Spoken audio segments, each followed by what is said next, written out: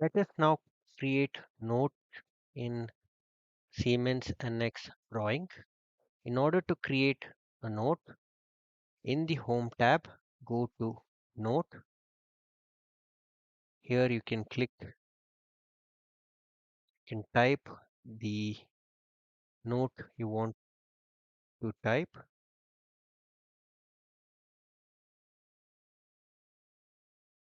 I'm going to call it as drawing for exercise